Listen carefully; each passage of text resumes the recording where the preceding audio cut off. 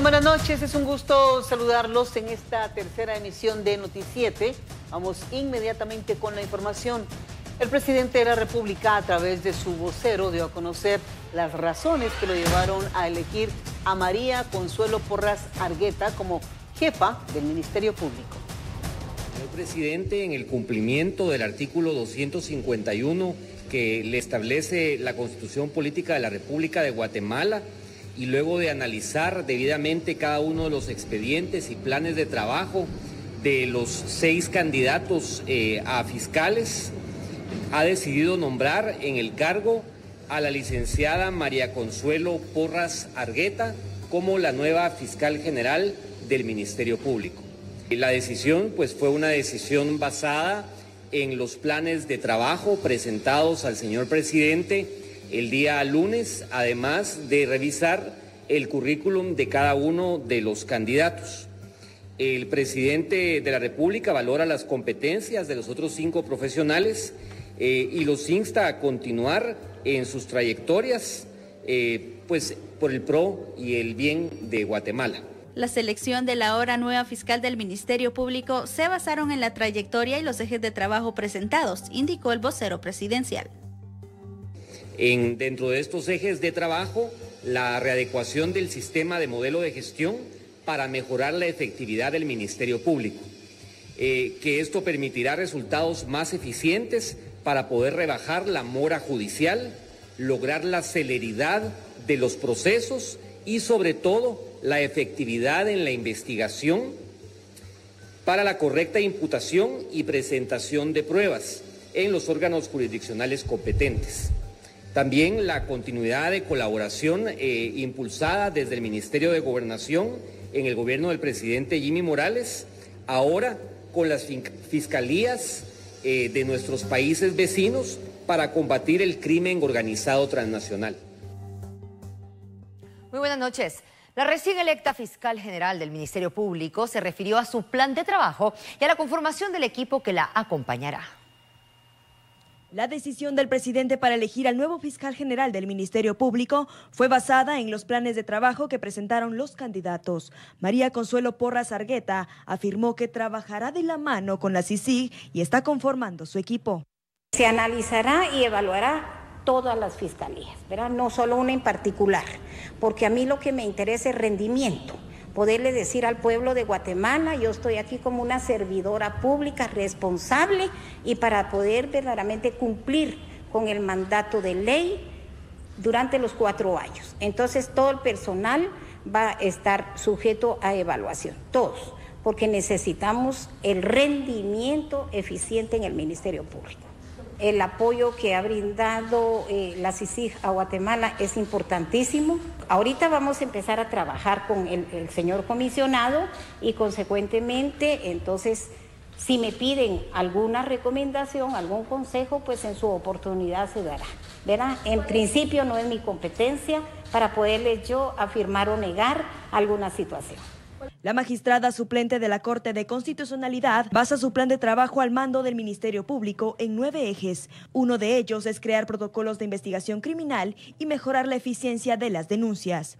La obligación del Ministerio Público es investigar todas las denuncias que le lleguen, ¿verdad? Investigar todas las denuncias, ¿verdad? Puede ser de una persona, puede ser de otra.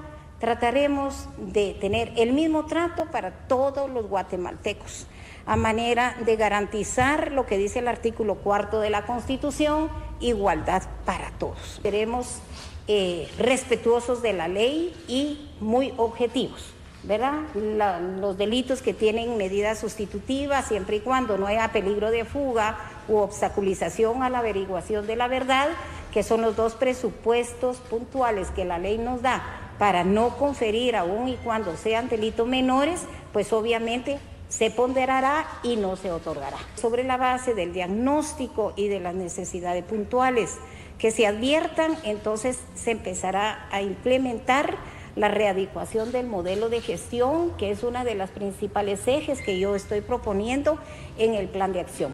El presidente Jimmy Morales instó a Porras a que impulse una persecución penal objetiva, imparcial e independiente.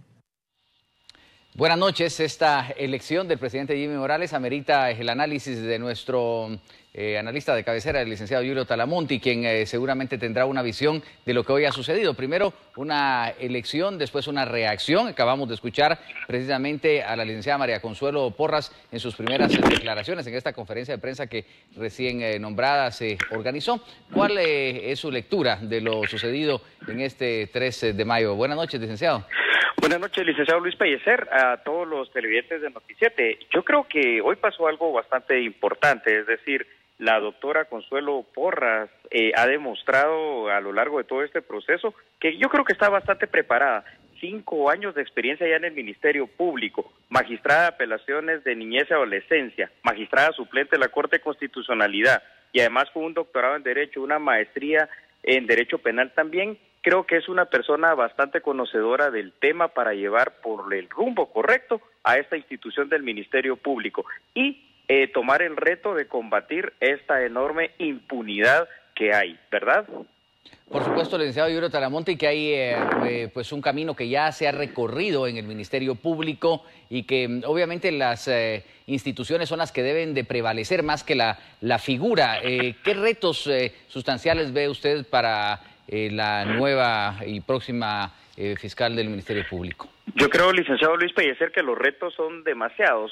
Cuando tomamos en consideración, por ejemplo, que el Ministerio Público, de los 340 municipios que cuenta Guatemala, tiene una cobertura de apenas el 34%.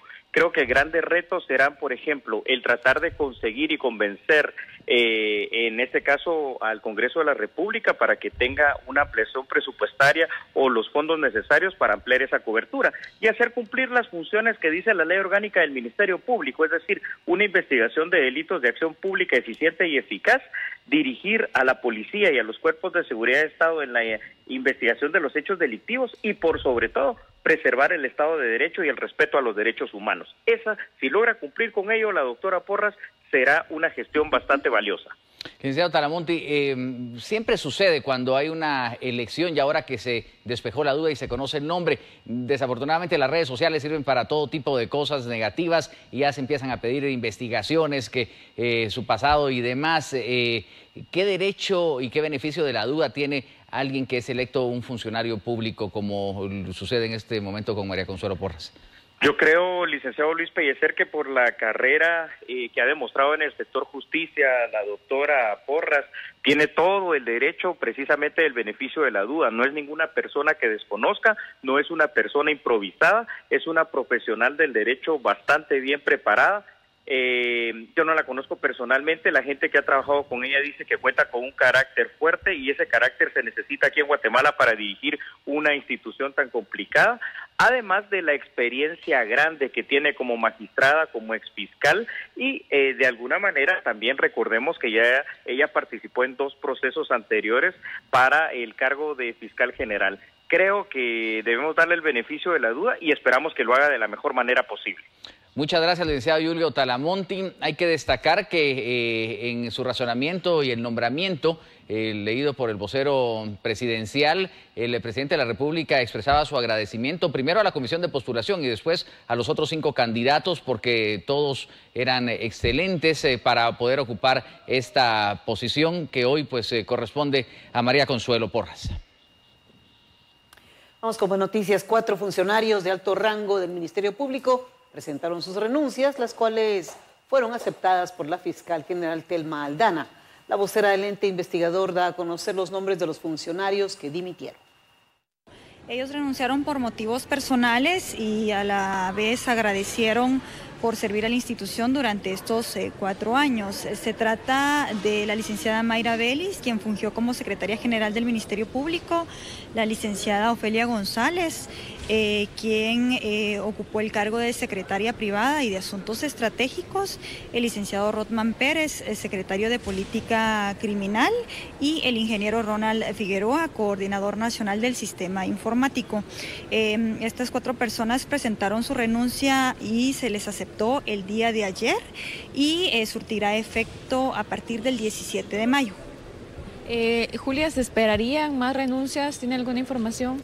No tenemos conocimiento, en este momento pues ellos tomaron la decisión de presentar su renuncia ayer a la señora fiscal, la cual fue ya aceptada por ella.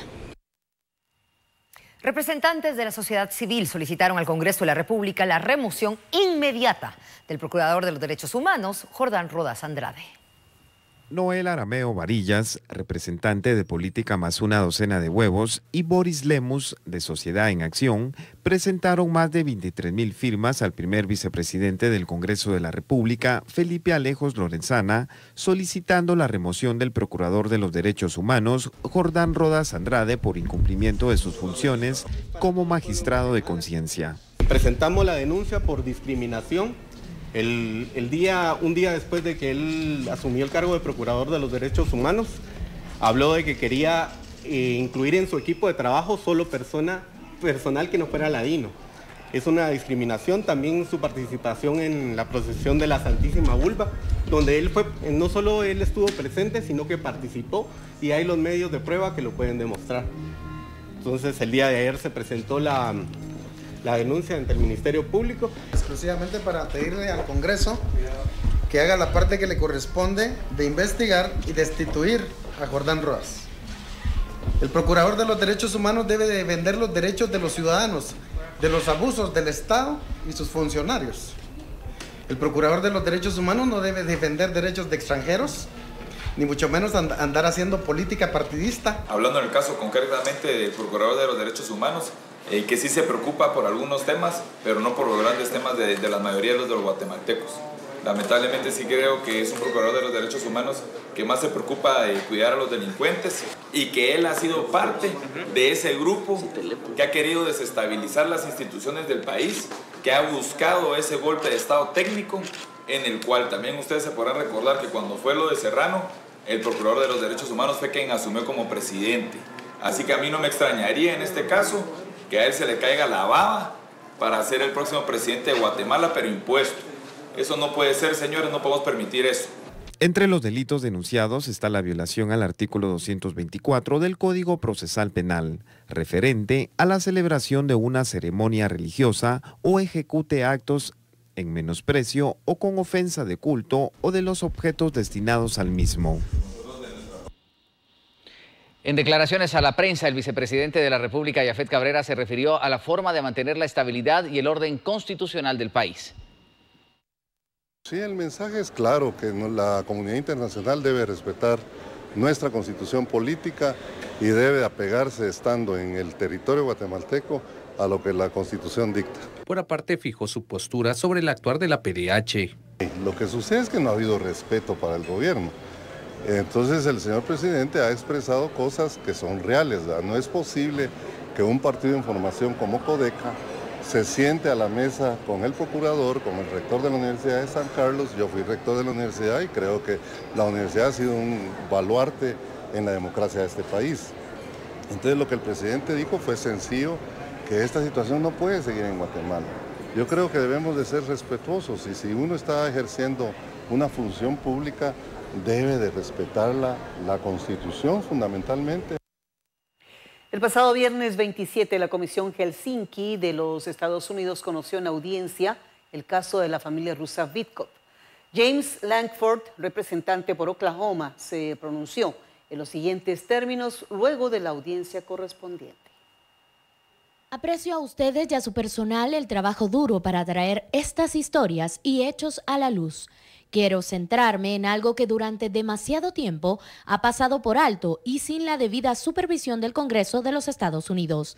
La Comisión Internacional contra la Impunidad en Guatemala, CICIG, expansión de sus autoridades y prerrogativas más allá de su mandato y su nivel de eficacia en la construcción de la capacidad del propio sistema judicial de Guatemala.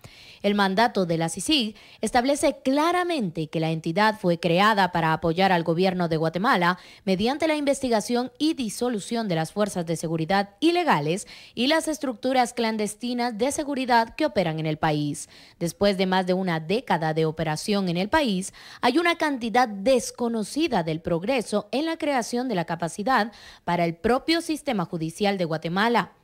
Así, la CICIG está vacilando en su misión. Permítanme dejar claro que apoyo la intención y el mandato central de la CICIG a caminar junto a los fiscales de Guatemala para hacer frente a los efectos devastadores que los narcotraficantes y las pandillas armadas han tenido y continúan teniendo en la sociedad y la economía guatemalteca. Debemos ser diligentes en el ejercicio de la supervisión de cualquier entidad extranjera que reciba la financiación de los contribuyentes estadounidenses para garantizar que nuestros recursos propios de la nación se utilizan para promover los intereses nacionales. Aplaudo a la Comisión por haber examinado el tema de la familia Vitkov, así como por el ejercicio de la supervisión de la CICIG financiada por los Estados Unidos. Atentamente, James Langford, Oklahoma. Otro de los miembros de la Comisión Helsinki, el senador Michael Lee, representante por Utah, comentó en los siguientes términos lo relacionado a la audiencia de los Vitkov y la relación de la CICIG en Guatemala.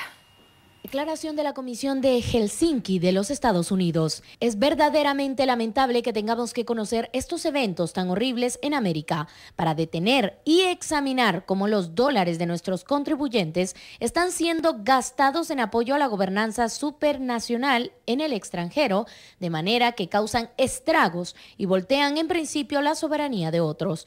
La Comisión Internacional de la ONU contra la Impunidad en Guatemala es una bestia difícil de manejar.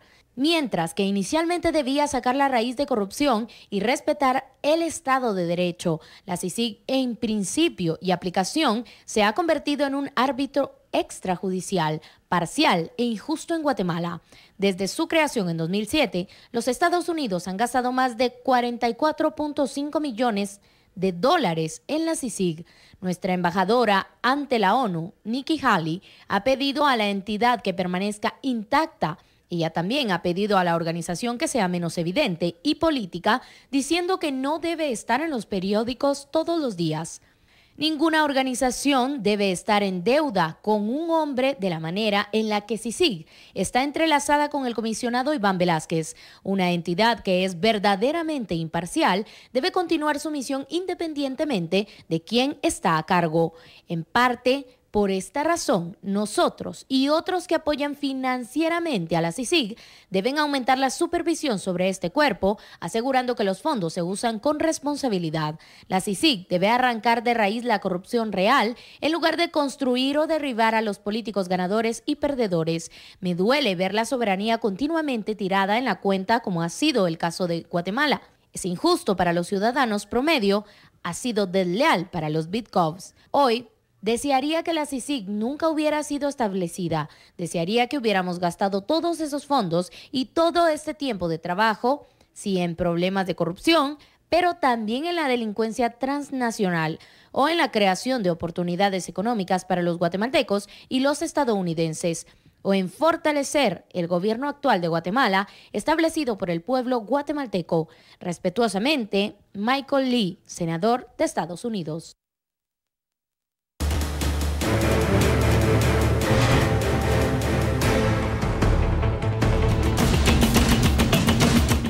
Vamos a cambiar el orden informativo. Tenemos información de última hora con nuestro compañero Samuel Orozco. Se acaba de reportar un ataque armado en la zona 18. Adelante, Samuel, ya con los detalles a través de Noti7. Muy buenas noches. Hola Luis, muy buenas noches. Importante información que se genera de último momento. Estamos hablando que ocurre un ataque armado en la zona 18 capitalina, específicamente en el Renacimiento Municipal. Es la colonia donde se ha registrado, es en la 15 Avenida B, 779, Colonia El Renacimiento. Aquí 3 personas han resultado con heridas de bala. Hablamos de un menor de 10 años que fue ingresado a la pediatría del Hospital General San Juan de Dios y 2 personas, uno de 13 años y otro de 21. Han sido identificados como Carlos Daniel Mis Vázquez, de 21, y Emerson Steven Martínez, de 13. Se desconoce hasta el momento cuáles fueron los motivos de este ataque que se ha registrado en la colonia del Renacimiento Municipal. Según la versión de la familia, pues ellos estaban ahí comiendo algunas golosinas cuando fueron atacados por 2 personas que viajaban a bordo de una motocicleta. Se desconoce exactamente cuáles fueron las causas de este crimen. Buenas noches, Luis. Impresionante cómo los menores de edad siguen siendo el blanco de ataques de estos hechos armados que reportamos a diario, desafortunadamente, en nuestro país. Maritza. Sí, Luis, gracias. Seguimos con más noticias. A nuestro WhatsApp nos llegaron las siguientes imágenes donde evidencian cómo pilotos de trailers utilizan en las calles de la zona 4 de Villanueva, a la altura del kilómetro 19, carretera al Pacífico, como parqueo, debido a que llegan a cargar y descargar a las empresas del sector. Y en lo que esperan a que llegue la hora en que puedan ingresar a la ciudad capital, obstaculizan el paso, entrada y salida de los vecinos de las colonias del área, provocando un completo caos vehicular en horas pico. Y por si esto fuera poco, mujeres y estudiantes que caminan por el lugar son acosadas por los pilotos. Vecinos indican que se han quejado en repetidas ocasiones, pero hasta el momento no tienen una respuesta sobre sus quejas. Vamos a hacer una pausa comercial, regresamos enseguida con más información.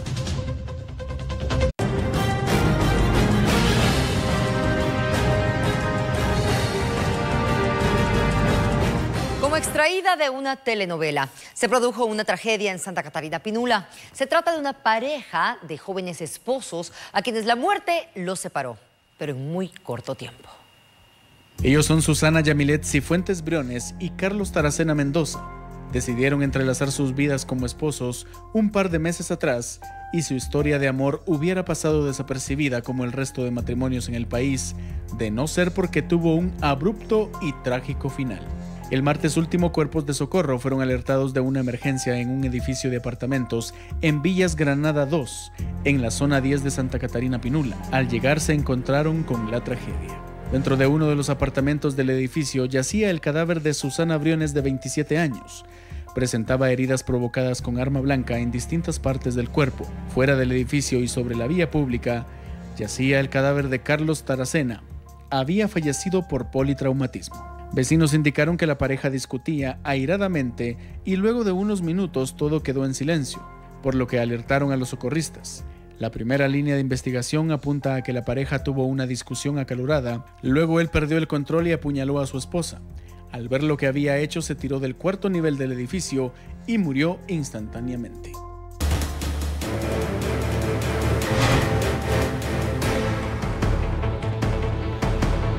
Realmente incomprensible lo que sucede entre una pareja que se supone se han unido por amor, pero vea usted, no es el único caso. Estamos reportando de último momento un hecho similar en Jalapa. Vamos a ir con nuestro colaborador Alex Rodríguez, quien nos da cuenta de una situación que se dio en medio de un cumpleaños. Así que, Alex, adelante para toda la audiencia de Noti7. Buenas noches.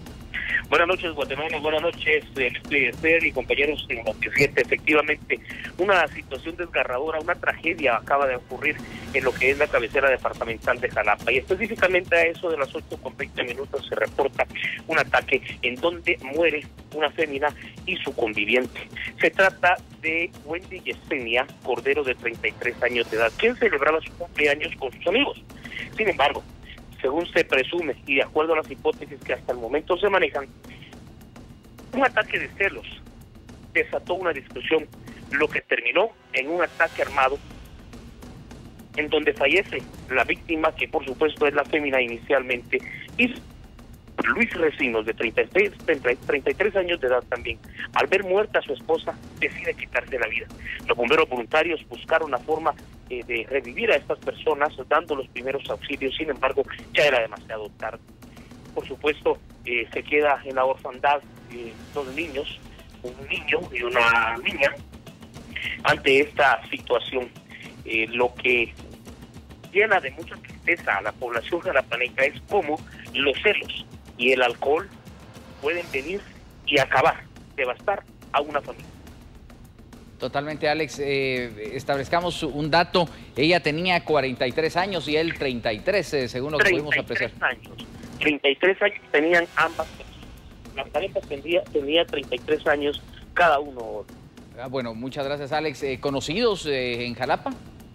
La verdad es que son personas muy reconocidas. Ella era una docente muy reconocida, impulsadora del turismo de Jalapa también.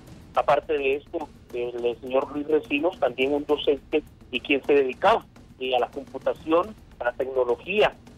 Parecía un matrimonio muy feliz. Hasta el momento no podemos dar una hipótesis clara en el tema de una versión oficial, pero lo que se presume es que fue un ataque de celos. Muchas gracias, Alex. Una lamentable noticia y sobre todo que consterna a Jalapa, pero gracias por la colaboración que nos da pie también a ese análisis, Maritza. En efecto, Luis, realmente preocupante esta situación tanto aquí en la ciudad capital como allá en Jalapa. Para ello también tenemos una llamada telefónica y que nos ayude a resolver un poco más las dudas que tenemos. Es el médico y orientador familiar Rafael Núñez, quien nos ayudará a comprender un poco más acerca de por qué se llegan a dar estos casos tan dramáticos. Buenas noches, doctor Núñez. La primera pregunta sería, ¿cómo es posible que una pareja pierda la razón? En este caso, pues se ve que es el caballero, y llegue a estos extremos de matar a la pareja y luego matarse ellos. Y el agregado lamentable es que hay niños de por medio. Muy buenas noches, Maritza, Luis, María René y a todos los que están detrás de cámaras.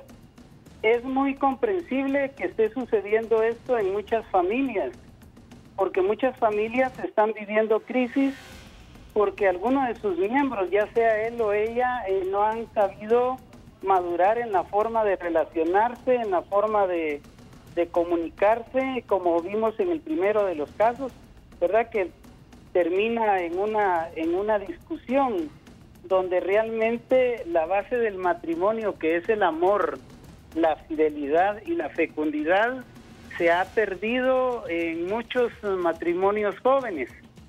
Y nos queda a todos y cada uno de nosotros el gran desafío, en primer lugar, de orar por el eterno descanso del alma de estas personas, sabiendo que Dios es misericordioso, pero a nosotros nos queda la misión de educar a nuestros jóvenes sobre los temas de la fidelidad, el amor y también sobre los saber interpretar el lenguaje del cuerpo humano. Tiene que haber signos que nos den señales para poder detectar que alguno de los miembros de la pareja está pasando por algún momento difícil, Marita. Ya, doctor Núñez, eso exactamente era lo que yo le quería preguntar.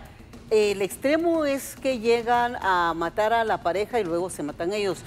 Yo no creo que sea casual y que sea realmente un momento de celos. Esto tuvo que haber sido un proceso el cual pues de repente llegó a estallar de esta forma, ¿no? Sí, es así como usted lo dice, Marita. Todo es un proceso y yo pienso que todo tiene que ser analizado para nuestros jóvenes desde el punto de partida en el noviazgo, donde debemos de conocernos, comprendernos y llegar al punto maduro de aceptarnos y de estar dispuestos a sanar ciertas heridas que indiscutiblemente cada uno de los contrayentes llevamos al matrimonio, pero que con la ayuda de Dios podemos reconocerlos y poder entrar en un proceso de maduración y buscar una ayuda multidisciplinaria. Dentro de este tema es importante lo que ya nuestra ley hace el año pasado, si no tengo mal la memoria, dio a conocer la ley para prevenir, erradicar y sancionar la violencia intrafamiliar. Una violencia tanto a nivel psicológico como físico, patrimonial y también sexual. O sea, es un problema que lo debemos de encarar todos de una forma multidisciplinaria. Bien, muchísimas gracias por haber atendido nuestra llamada, doctor Núñez. Usted lo que está diciendo es correcto y en todo caso lo que se pide a las parejas jóvenes es que si empiezan a ver este tipo de situaciones en su matrimonio, este tipo de problemas, acercarse a algún orientador o algún psicólogo para no terminar en ese tipo de resultados lamentables totalmente. Y tenemos que ir a la pausa comercial con las siguientes imágenes que realmente nos pegan al corazón porque continuamos teniendo violencia desde los más pequeños del hogar. Y aquí lo vemos con estas dos jovencitas. Y es que a nuestra línea de denuncias por WhatsApp llegaron estas imágenes de estas dos jovencitas que protagonizan tremenda pelea en pleno centro de Retaluleu. No es ni la primera, ni la segunda, ni la tercera vez que estamos viendo este tipo de casos que aflige realmente a todos los guatemaltecos. Saber que desde jóvenes están teniendo ya este tipo de violencia, este tipo de actitudes. Y como bien nos referimos nuevamente al doctor Núñez que hablaba, es impresionante ver cómo no han sanado tantas cosas en la sociedad, en las familias, que se replican nuevamente en el día a día de las jovencitas. Vamos a la pausa, pero ya volvemos con más noticias. Somos Noti 7.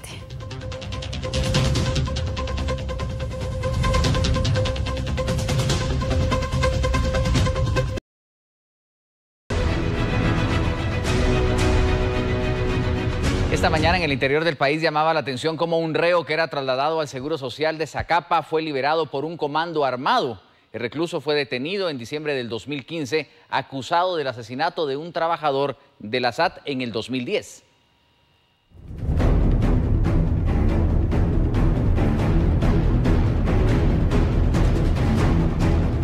Durante un allanamiento en la colonia San José Obrero de Esquipulas, Chiquimula, en diciembre de 2015 fue capturado José Manuel Castro de León, sindicado del delito de homicidio. Desde entonces guardaba prisión en la cárcel de Los Jocotes en Zacapa. Este jueves fue liberado por un comando armado que lo interceptó en la calzada Ramiro de León Carpio. Castro fue trasladado al consultorio del IX, en donde varios hombres armados estaban esperando frente a las instalaciones. Con el rostro cubierto bajaron de 2 vehículos, un pick-up y un vehículo cerrado. Castro iba custodiado por 2 agentes del sistema penitenciario, quienes también fueron ingresados a uno de los vehículos. Se trata de Victoriano Shoná Caal y Francisco Lemus Las. Hasta el momento se desconoce su paradero. En la escena, fiscales del Ministerio Público localizaron un casquillo, por lo que se presume los delincuentes realizaron un disparo únicamente para amedrentar a los guardias. Además, una gorra de uno de los agentes y una botella de gaseosa en una tienda donde se presume estaban los hombres a la espera del reo. Castro de León es indicado del asesinato del empleado de la SAT, Manuel de Jesús Hernández, hecho ocurrido en 2010. Autoridades montaron operativos en la carretera que comunica a Chiquimula, de donde es originario.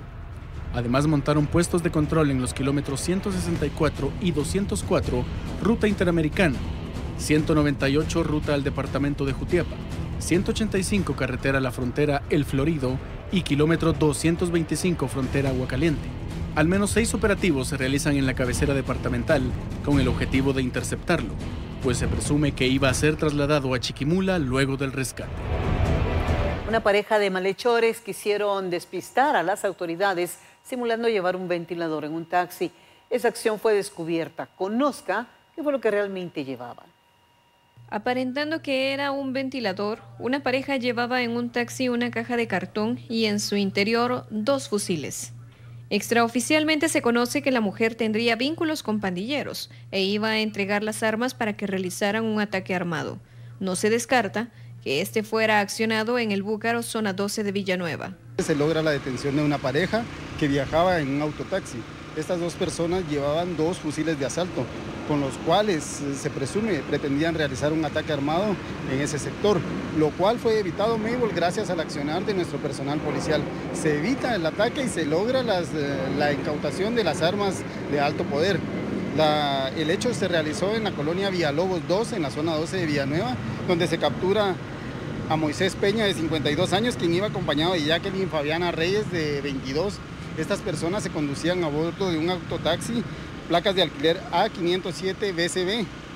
Adentro del taxi, al realizar un registro, dentro de una caja de cartón, llevaban ocultos 2 fusiles de asalto, uno de ellos M16, el otro AK-47 con sus respectivas tolvas y municiones. Tanto el piloto como la mujer que iban a bordo del taxi fueron puestos a disposición de la justicia y con ello se evita que algún hecho violento se realice en el municipio de Villanueva.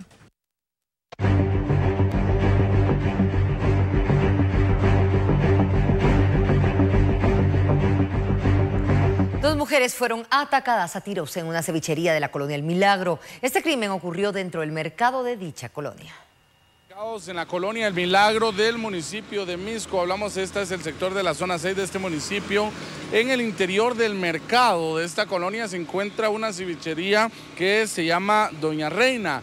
Es en este lugar donde se ha registrado el ataque armado entonces en contra de una mujer que ha sido identificada como Lidia Carlota Orellana de León, de 32 años, y de la propietaria Reina Elizabeth de Espada, de 46 años. Estas personas pues han recibido impactos de arma de fuego y Lamentablemente en el lugar ha quedado fallecida Lidia Carlota Orellana de León, de 32 años, mientras que Reina Elizabeth Espada, de 46, ha sido trasladada a la emergencia de un centro asistencial. La situación se tornó bastante complicada tanto para las pesquisas que se hicieron en el lugar como para el tránsito vehicular. Quiero contarles de que la que es identificada como Reina, ella es la propietaria del negocio y la otra persona que ha fallecido era trabajadora de algunos meses atrás.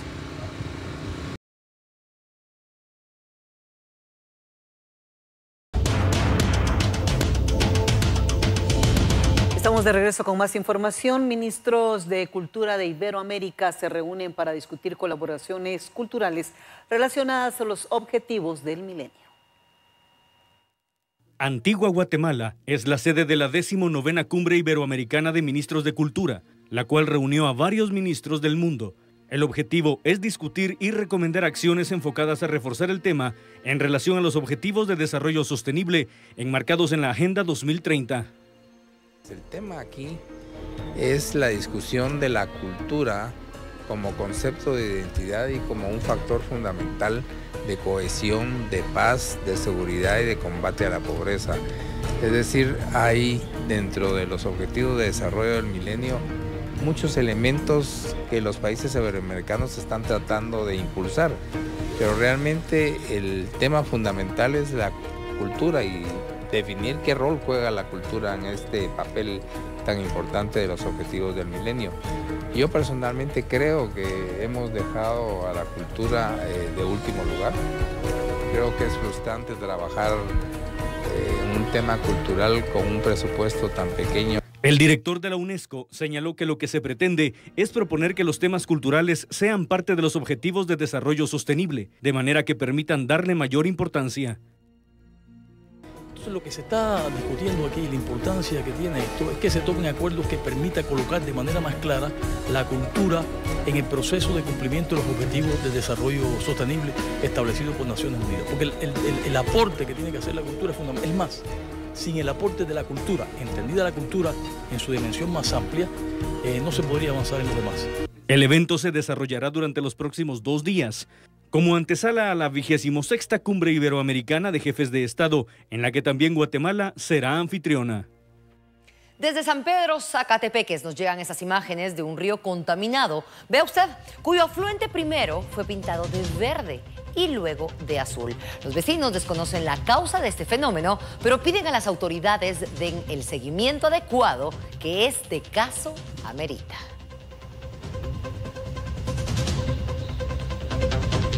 Y ahora nos trasladamos a Chiquimula, también con imágenes que nos han enviado nuestros televidentes, en donde los buses que viajan a diario entre Olopa y Quezaltepeque van sobrecargados siempre. Vea usted cómo estas jovencitas están arriesgando su vida al ir en la parrilla de este microbús.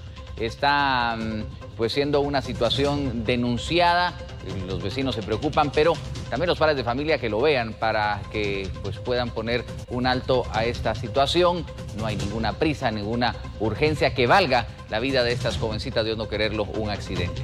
La pausa comercial, regresamos con la parte final del informativo de esta noche.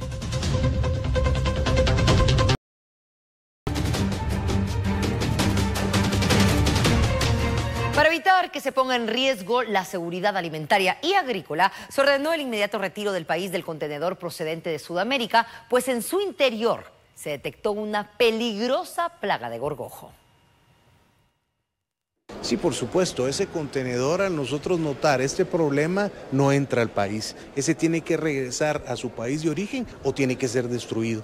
Pero según los protocolos que manejamos en el Ministerio de Agricultura, ese contenedor tiene que ser regresado inmediatamente a su país de origen, por lo que usted anteriormente dice, para no contaminar nuestros cultivos, nuestras plantas, etcétera. Por aparte, se coordina para finales de mayo un plan de fumigación y control de plagas dentro del Aeropuerto Internacional Aurora. Estamos por inaugurar un área de fumigación también aquí en el Aeropuerto La Aurora a finales del mes de mayo, y contamos con expertos, contamos con equipo y todo lo necesario para poder proteger la sanidad agropecuaria, la sanidad vegetal de nuestro país. El insecto se conoce como Trogoderma variabile y venía dentro de un cargamento de bobinas de papel procedente de Sudamérica.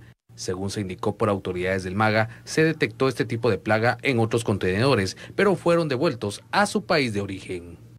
Vamos a ir a un corte comercial, pero lo hacemos con las siguientes imágenes para que las entidades encargadas, por favor, presten atención y también lo tomen en cuenta.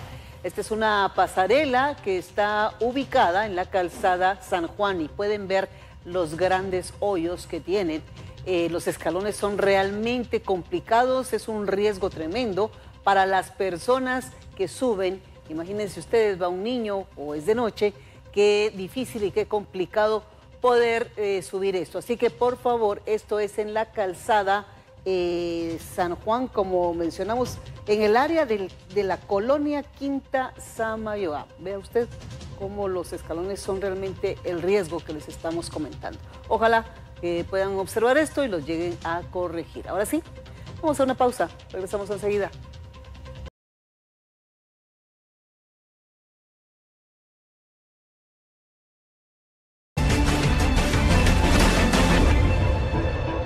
Vamos a presentarles más noticias, ya que el ministro de Finanzas Públicas fue enfático al indicar que no hay recursos para honrar el pacto colectivo de educación y espera que el Congreso ratifique entonces la ampliación presupuestaria que fue solicitada. El monto es muy grande, ya el espacio que queda, tuvimos que absorber 700 millones de alimentación escolar, hay muchos candados, no se puede tocar los presupuestos de agricultura, de salud, de educación mismo, de MIDES. Entonces, lo que queda son las transferencias al Ministerio Público, al Gremio Judicial, grandes, digamos. Y lo que está en inversión no se puede pasar a funcionamiento. Entonces, definitivamente, aún rascando y buscando espacios, no hay manera de acomodar un impacto del tamaño de ese pacto, lo cual creo que lo que corresponde es una ampliación presupuestaria. Desde ya, una feliz noche para todos. Muchísimas gracias por haber estado con nosotros en esta hora de noticias. Mañana, mucha información para ustedes. Compañeros, feliz noche. Y aunque no lo parezca, ya mañana viernes, Maritza, pero... Pues, corta. Sí. 2 días de asueto, uno de puente y uno de asueto. Y sin embargo no podemos dejar de felicitar todavía en este 3 de mayo a los albañiles, a los constructores, a los arqueólogos que hoy celebran su día y a la gente de Amatitlán y de otros locaciones. Donde esté la Santa Cruz, por cierto, allá en Santa Cruz, Alta Verapaz, también hoy están de feria. Santa Cruz, Quiché también, ¿verdad? Imagínate cuántos ferias. Bueno, estamos terminando. Felicidades. Gracias por habernos acompañado. Hasta mañana.